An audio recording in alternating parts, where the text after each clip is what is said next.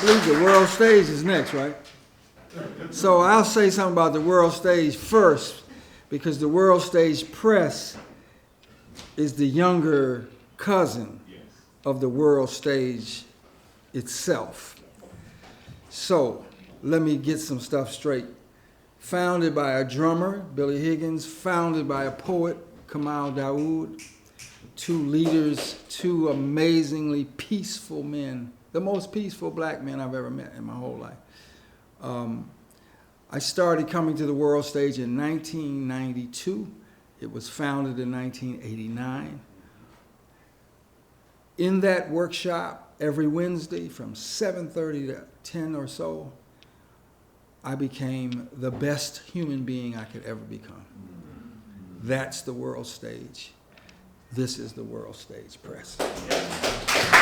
I don't know how to follow that. I am the younger brother of the cousin of the World Stage Press.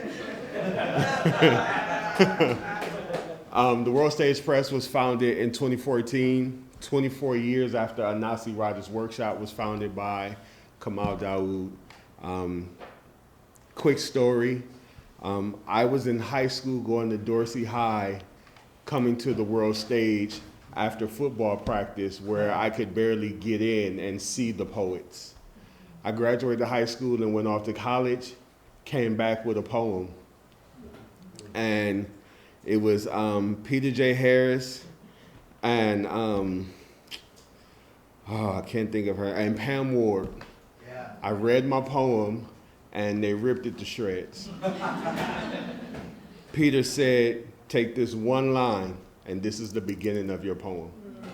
I came back the next summer and then read that same poem after I rewrote it, and he said, now you have 5 lines of a poem. Because of that, and because of who he is, made me a better writer. The World Stage Press is for the creation and proliferation of Black, African American, and beyond writers. Confessions of a Firework by Angela Aguirre. Poems my friends gave me by Charlie Becker. Tonight we have October Blue and Shakira Peterson representing the World Stage Press. Next is my wife, October Blue. Yeah. A little bit about how I grew up. Between Hooper and Naomi. I grew up believing the stars shined brighter in my East Side realities than they did in others' West Side dreams. Vision kinda hazy, peering through gun smoke and weed chokes, I was born an urban baby. Similac first meal seeming to lack for nothing yet everything at the same time. My block seemed long during my short-legged days. Had no shame busting out my $5 book of food stamps when the donut truck hit the block. Back doors open, drawers pulled out, one glaze twist, one old-fashioned, and a few extra donut holes I bought as collateral. I had to get the best girls to turn the double dutch. Before the street lights came on, hit the corner store for a RC Cola, a pack of Now Laters, watermelon flavored, and a note from my auntie. This is Miss Jackie. Please send a soft pack of Benson & Hedges menthol with my niece.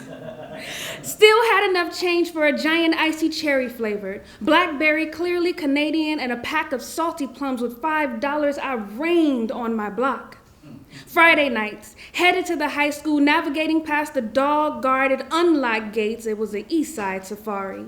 Making it just in time to be hit by the sweet, funky scent of elotes. $1 would get you the works. Parmesan, paprika, butter, lime, and mayonnaise, and we never questioned the mayonnaise. Saturday morning, a loud but distant sound, a squeeze horn, and an off-key soprano. Tamales! My alarm clock. Rushed out the door, sliding in my house shoes because I didn't wear slippers until my adult years. One effortless motion, dressed and out the door, snatching up the last 2 queso tamales out of the black trash bag lined pots. No champorado. I preferred Carnation's instant cocoa, and somehow I always forgot the salsa. Running back to get in the house because cheap meals and morning smokes brought the cute boys out. messy head, forgotten scarf, and I didn't want my neighbors to clown. I grew up seeing that the stars shined brighter in my East Side realities because they did. It was family, revolt, backyard gardens, unrest, Bloods and Crips, 2.25 miles in total, and I cherished my small part of it between Hooper and Naomi.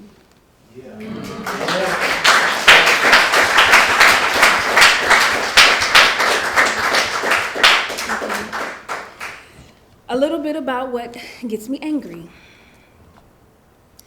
When there isn't enough religion or justice in the courtrooms, manhood in the nation, if it should require the lynching to protect a woman's position and delicacies from ravenous beasts, I say, lynch 1,000 a day if necessary. I would rather see 1,000 die before a Negro goes to the polls before a white woman.